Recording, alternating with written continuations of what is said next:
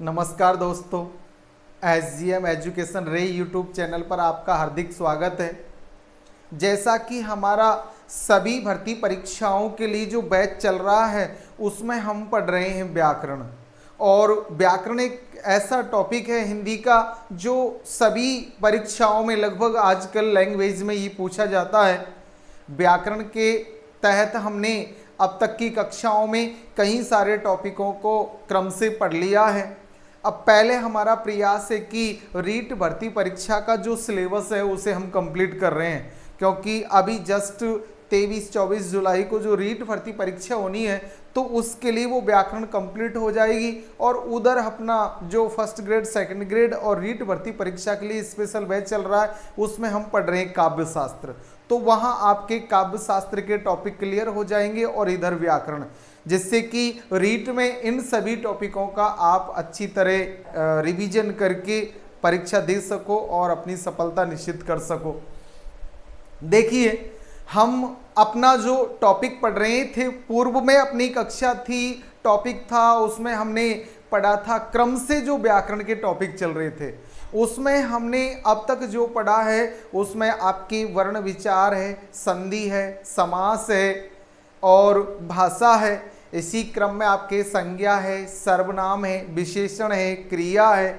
फिर हमने अभिकारी शब्दों को पढ़ा जिसमें आपके क्रिया विशेषण है, संबंध बोधक है, समुच्चय बोधक है, विस्मयादि बोधक है। और उसी क्रम में आपके सकारात्मक, नकारात्मक और निपात को हमने पढ़ा।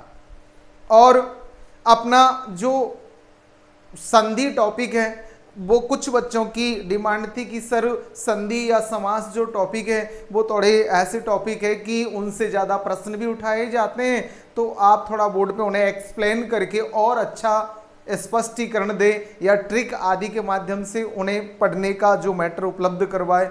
तो उसके लिए भी हमने प्रयास किया है। और आपकी गुरु पूर्णिमा के दिन अर्थात 13 जुलाई की जो कक्षा थी वहाँ से हमने ये स्टार्ट कर दिया था। अब अपना जो क्रम से टॉपिक चल रही थी उसमें हम आगे अब पढ़ते हैं शब्द रूपांतर, शब्दों के रूप का अंतर या शब्दों का रूप बदलना।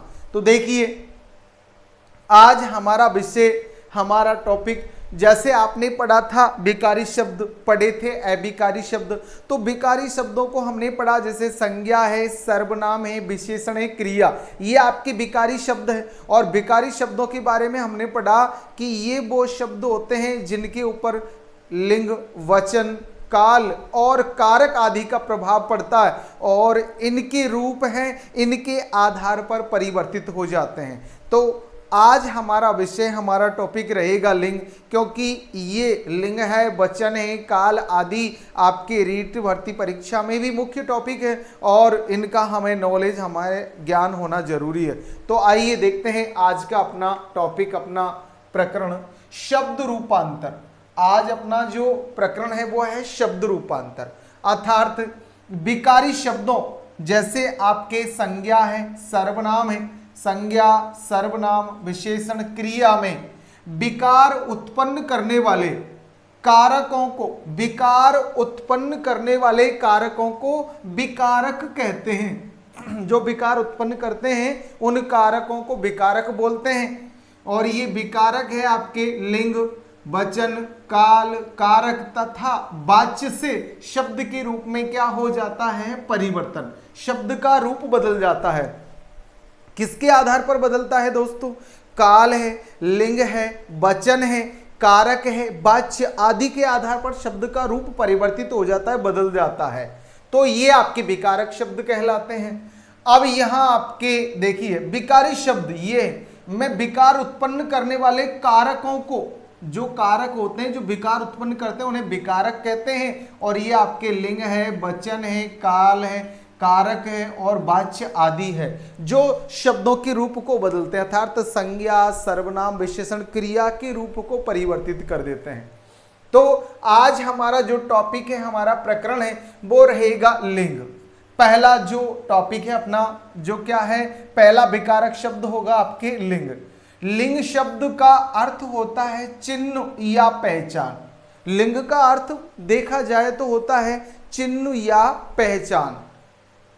अथवा व्याकरण के अंतर्गत लिंग उसे कहते हैं जिसके द्वारा किसी विकारी शब्द के स्त्री या पुरुष जाति का होने का बोध होता है। अब व्याकरण में अगर लिंग को हम समझे तो व्याकरण में लिंग उसे कहते हैं जिसके द्वारा हम ये निर्धारित करें कि ये पुरुष जाति का है या ये स्त्री जाति का है। तो स्त्री और पुरुष जाति का बोध करवाने वाले शब्द ही क्या कहलाते हैं? लिंग। अब यहां हमारे लिंग के भेद या प्रकार देखें। हिंदी भाषा में लिंग के दो प्रकार होते हैं। हमारी हिंदी में लिंग के कितने प्रकार होते हैं? दो। लिंग दो प्रकार के होते हैं, जिसमें पहला है आपकी पुल्लिंग, जो पुरुष जाति का बोध कराए वो पुल्लिंग है, और दूसरा भेद है आपकी स्त्रीलिंग, जो स्त्री जाति का बोध कराए वो आपके स्त्रीलिंग है। तो हमने देखा कि हिंदी भाषा में लिंग के कितने प्रकार हो गए, कितने भेद हो गए? दो, पुल्लिंग और स्त्रीलिंग। इसी क्रम में अब हम स्त्रीलिंग और पुल्लिंग दोनों को देख लेते हैं कि इनकी परिभाषा क्या है और इनका वर्णन विस्तृत पढ़ेंगे। पुल्लिंग शब्द जिसके द्वारा किसी विकारी शब्द की पुरुष जाति का बोध होता है। ऐसे शब्द जिनके द्वारा किसी विकारी शब्द की कौन सी जाति का? पुरुष जाति का बोध होता है, उसे कौन से शब्द बोलते हैं? पुल्लिंग शब्द। जिन शब्दों से हमें पता चले ये कि ये विकारी शब्द पुरुष जाति का था, अर्थात ये संज्ञा, ये सर्वनाम पुरुष जाति का है, तो वो क्या कहलाता है? पुल्लिंग। जैसे राम, श्याम, मनोहर, राजेश, शुभम, मयंक, मेरा, तुम्हारा, काला, गोरा, आता, जाता आदि ये सभी शब्द हैं, वो कौन सी जाति के हैं? पुल्लिंग जाति के। अर्थात ये पुल्लिंग शब्द है, सभी पुरुष जाति का बोध कराते हैं। राम है, श्याम है, मनोहर है, राजेश, शुभम, मयंक, मेरा, तुम्हारा, काला, गोरा, आता, जाता आदि ये सभी आपकी पुरुष जाति का बोध करा रहे हैं। इसी क्रम में लिंग का दूसरा भेद है स्त्रीलिंग। स्त्रीलिंग शब्द जिसके द्वारा किसी विकारी शब्द की स्त्री जाति का, ऐसे शब्द जिनके द्वारा कोई विकारी शब्द यानी संज्ञा, सर्वनाम, विशेषण आदि या क्रिया आदि के स्त्री जाति का बोध होता है, वो शब्द कौन से कहलाते हैं? स्त्रीलिंग शब्द कहलाते हैं। तो हमने समझा कि पुल्लिंग तो वो शब्द होते हैं जो संज्ञा, सर्वनाम, विशेषण और क्रिया की पुरुष जाति के होने का बोध करवाए, और ऐसे शब्द जो संज्ञा, सर्वनाम, विशेषण और क्रिया के स्त्री जाति का होने का बोध करवाए, तो ये स्त्री या पुरुष जाति के होने का बोध कराने वाले शब्द क्या कहलाते हैं? लिंग। देखिए, जैसे उदाहरण के तौर पे यहाँ आपके सीता, राधा, मोनिका, अध्यापिका, मेरी, तुम्हारी, काली, गोरी, आती, जाति आदि ये शब्द है, ये सभी कौन सी जाति के हैं? स्त्रीलिंग के हैं। कौन सी? स्त्री जाति के हैं। ये सभी ऊपर वाले शब्द राम, श्याम, मनोहर आदि पुरुष जाति के हैं, तो ये पुल्लिंग शब्द हुए, और ये सभी स्त्री जाति के हैं, तो ये स्त्रीलिंग शब्द हुए। अब देखिए आगे नोट में हम पढ़ते हैं कि लिंग की पहचान शब्दों के व्यवहार से होती है। कोई भी लिंग है, स्त्रीलिंग हो चाहे पुल्लिंग, उसकी पहचान हम किसके माध्यम से करते हैं? उसके व्यवहार से, शब्दों का व्यवहार जो होता है उसे। जैसे कुछ शब्द सदा पुल्लिंग में ही रहते हैं, कुछ शब्द ऐसे होते हैं जो हमेशा ही पुल्लिंग में रहते हैं, वो कभी स्त्रीलिंग में नहीं बदलते, जबकि कुछ सदा स्त्रीलिंग में, जबकि कुछ शब्द ऐसे होते हैं जो हमेशा ही स्त्रीलिंग में रहते हैं, वो पुल्लिंग में रूप परिवर्तित नहीं करते, तथा कुछ शब्द परंपरा के कारण पुल्लिंग या स्त्रीलिंग में प्रयुक्त होते हैं, लेकिन कुछ शब्द ऐसे होते हैं कि वो परंपरा से ही स्त्री जाति के लिए या पुरुष जाति के लिए प्रयुक्त होते रहे हैं, प्रयोग में लेते रहे हैं। तो इस प्रकार शब्द के व्यवहार से हमें ये बोध होता है, ये पता चलता है कि ये स्त्री जाति का है या पुरुष जाति का है। देखिए, आइए हम समझते हैं। सबसे पहले हम समझेंगे पुल्लिंग शब्दों को कि हमारे हिंदी में कौन कौन से ऐसे शब्द जो पुरुष जाति के होते हैं और वो पुल्लिंग कहलाते हैं। तो देखिए, सबसे पहले यहाँ पुल्लिंग संज्ञा शब्दों की पहचान। पुल्लिंग संज्ञा शब्द है उनकी पहचान। तो इन्हें हम दो रूपों में समझेंगे। पहला है प्राणीवाचक पुल्लिंग संज्ञाएं और दूसरा है अप्राणीवाचक पुल्लिंग संज्ञाएं। पहले तो प्राणीवाचक सजीव पुल्लिंग संज्ञाएं और दूसरे हैं निर्जीव पुल्लिंग संज्ञाएं। तो देखिए सबसे पहले प्राणीवाचक पुल्लिंग संज्ञाएं, जैसे पुरुष है, आदमी है, मनुष्य है, मानव है, लड़का, शेर, चीता, हाथी, घोड़ा, कुत्ता, बैल, बंदर, खरगोश, गेंडा, मेंढक, सांप, मच्छर, तोता, मोर, कौवा, उल्लू, कबूतर, बाज, खटमल, कछुआ आदि ये सभी प्राणीवाचक पुल्लिंग संज्ञाएं हैं, अर्थात ये सभी सजीव पुल्लिंग संज्ञाएं हैं जो पुरुष जाति के होने का बोध कराते हैं, चाहे वो पशु हो, चाहे वो पक्षी हो, चाहे वो मानव जाति से हो। तो हमने देखा ये पुल्लिंग संज्ञाएं हैं जो आपके किस में आती, प्राणीवाचक में या सजीवों में। अब अप्राणीवाचक या निर्जीव पुल्लिंग संज्ञाएं देखिए, जैसे पहला पॉइंट पर्वतों के नाम।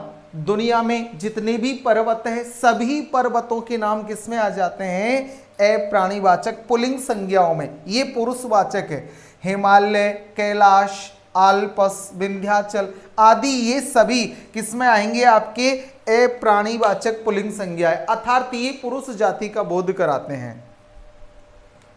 ऐसे ही अगला महीनों के नाम। भारतीय महीने जैसे चैत्र, वैशाख, ज्येष्ठ, आषाढ़ आदि सभी, या अंग्रेजी महीनों के नाम जैसे जनवरी, फरवरी, मार्च, अप्रैल आदि ये सभी महीनों के नाम किस में आएंगे, आपके पुल्लिंग में, पुल्लिंग संज्ञाएं हैं ये, निर्जीव पुल्लिंग संज्ञाएं। अगला दिनों के नाम। जो दिनों के नाम है आपके सोमवार, मंगलवार, बुध या संडे, मंडे, ट्यूसडे आदि ये सभी आपके अप्राणीवाचक पुल्लिंग संज्ञाएं होती है। अगला देशों के नाम। जितने भी देश हैं, भारत है, चीन है, जापान है आदि, जो वर्ल्ड के विश्व के सभी देशों के नाम हैं वो किस में आ जाते हैं, आपके अप्राणीवाचक पुल्लिंग संज्ञाओं में। लेकिन यहाँ कुछ अपवाद है, जैसे श्रीलंका आदि का नाम है वो स्त्री जाति का बोध कराता अर्थात स्त्रीलिंग में प्रयुक्त होता है। ऐसे ही ग्रहों के नाम। जो ग्रह है, नक्षत्र है, उनके नाम जैसे सूर्य, चंद्र, मंगल, शुक्र। अब यहां अपवाद है, जैसे पृथ्वी ग्रह है ये स्त्रीलिंग में आता है, बाकी सभी ग्रह पुल्लिंग होते हैं। इसी क्रम में अगला अप्राणीवाचक पुल्लिंग संज्ञा धातुओं के नाम। सोना, चांदी, लोहा, तांबा आदि ये सभी धातुएं आपके अप्राणीवाचक पुल्लिंग संज्ञाएं हैं। और अपवाद है, जैसे चांदी है ये स्त्रीलिंग पुल्लिंग संज्ञा है, सॉरी स्त्रीलिंग संज्ञा में आएगी, अप्राणीवाचक स्त्रीलिंग। अब इधर देखिए वृक्षों के नाम। जितने भी नीम, पीपल, बरगद, आम आदि सभी वृक्षों के नाम किस में आते हैं, आपके अप्राणीवाचक पुल्लिंग संज्ञा में। लेकिन अपवाद स्वरूप इमली का जो पेड़ है, इमली है, वो आपके स्त्रीलिंग, अप्राणीवाचक स्त्रीलिंग में प्रयुक्त होती है। इसी क्रम में अगला अनाजों के नाम। गेहूं, जौ, चावल, बाजरा आदि ये अपवाद स्वरूप सभी किस्में आते हैं, सॉरी ये सभी किस्में आते हैं अप्राणीवाचक पुल्लिंग संज्ञाओं में। लेकिन यहां भी अपवाद है, आपके ज्वार, मक्का आदि आपके ये सभी किस्में आते हैं स्त्रीलिंग में। इसी प्रकार द्रव पदार्थों के नाम। तेल, घी, दूध, दही आदि ये सभी किसमें आते हैं, आपके अप्राणीवाचक पुल्लिंग संज्ञाओं में। लेकिन अपवाद यहाँ लस्सी, चाय, कॉफी आदि ये स्त्रीलिंग शब्द हैं। इसी प्रकार समय सूचक नाम, समय सूचक नाम जैसे क्षण, सेकंड, मिनट, घंटा, दिन आदि। लेकिन अपवाद स्वरूप रात, संध्या, साय, दोपहर आदि स्त्रीलिंग शब्द होते हैं, स्त्रीलिंग का बोध कराते हैं। इसी क्रम में वर्णमाला के वर्ण। वर्णमाला में जो सभी वर्ण होते हैं आपके ऐसे लेकर और आपके क्षत्रज्ञ तक के सभी वर्ण। तो यहाँ वर्णमाला में स्वर तथा कैसे मैं तक वर्ण, अपवाद छोटी ई, बड़ी ई और री आदि आपके स्त्रीलिंग होते हैं। इसी क्रम में समुद्रों के नाम। हिंद महासागर, प्रशांत महासागर, अटलांटिक महासागर आदि ये सभी समुद्रों के, सागरों के नाम पुल्लिंग में होंगे। इसी प्रकार मूल्यवान रत्नों के नाम, जितने भी रत्न हैं आपके, हीरे, हीरा, मोती, पुखराज, नीलम, पन्ना आदि ये सभी। लेकिन यहाँ अपवाद स्वरूप मणि, लाल आदि आपके स्त्रीलिंग होंगे। शरीर के अंगों के नाम जैसे आंख, नाक, कान, सिर, बाल आदि ये सभी आपके पुल्लिंग शब्द होते हैं। लेकिन अपवाद स्वरूप गर्दन है, जीभ है, अंगुली है आदि आपकी अप्राणीवाचक स्त्रीलिंग में आते हैं। इसी प्रकार देवताओं के नाम ब्रह्मा, विष्णु, महेश, यम, इंद्र, वरुण आदि ये सभी देवताओं के जो नाम है वो अप्राणीवाचक पुल्लिंग संज्ञाएं होती है। इसी क्रम में अगला पॉइंट, ख, जय, ने और त्र के अंत वाले शब्द, जिनके अंत में ख हो, जिनके अंत में जय हो, जिनके अंत में न हो या जिनके अंत में त्र हो, ये वर्णों के साथ जिन शब्दों का अंत होता है वो सभी आपके पुल्लिंग होते हैं। जैसे सुख, दुख, जलज या आपके पयोज, पंकज आदि, या न के साथ अंत नयन, शयन, चयन आदि, या आपके शस्त्र, अस्त्र, पात्र आदि ये शब्द जिनका अंत ख, जय, न और त्र के साथ हो, ये जो ख, जय, न और त्र के साथ जिन शब्दों का अंत होता है वो सभी पुल्लिंग संज्ञाएं होती है। इसी प्रकार अगला आपा, आब, आबा, आर, आपा है, आब है, आबा है, आर है, ए, अन, ईय, एरा, त्वे, दान, पन, ये, खाना, बाला आदि ये प्रत्यय युक्त शब्द, यानी कि जिन शब्दों के साथ ये प्रत्यय जुड़ जाते हैं वो सभी आपा, आब, आबा, आर, ए, अन, ईय, एरा, त्वे, दान, पन, ये, खाना, बाना, बाला आदि प्रत्यय जिन शब्दों के साथ जुड़ जाते हैं वो सभी शब्द अप्राणीवाचक पुल्लिंग संज्ञाएं होती है। जैसे बुढ़ापा, चुनाव, पहनावा, सुनार, न्याय, दर्शन, पूजनीय, चचेरा, ममेरा, फुफेरा आदि, देवत्व, फूलदान, बचपन, सौंदर्य, नाक, खाना, दूध वाला आदि ये जिनके साथ ये प्रत्यय अंत में जुड़े हो वो सभी शब्द किसमें आएंगे, आपके पुल्लिंग अप्राणीवाचक संज्ञाओं में। तो दोस्तों जैसा कि हमने देखा कि जो स्त्रीलिंग है या पुल्लिंग शब्द है वो अपने जो वाक्य में प्रयोग है उसके आधार में अपने अर्थ को प्रकट करते हैं, लेकिन कुछ शब्द निश्चित होते हैं जो आपके हमेशा किस में आते हैं, पुल्लिंग में। तो उन्हें हमने समझा पुल्लिंग प्राणीवाचक संज्ञाएं और पुल्लिंग अप्राणीवाचक संज्ञाओं को हमने क्रम से यहां देखा। अब आप इन्हें डिटेल से पढ़ें। कोई समस्या हो, कोई दिक्कत आए तो आप कमेंट से बताएं और समाधान पाए। अपने सभी मित्रों को लाइक, शेयर और सब्सक्राइब करने के लिए कहें और आप भी करें। और हमारी यही दुआ है आप अच्छा पढ़े और आगे बढ़े। धन्यवाद।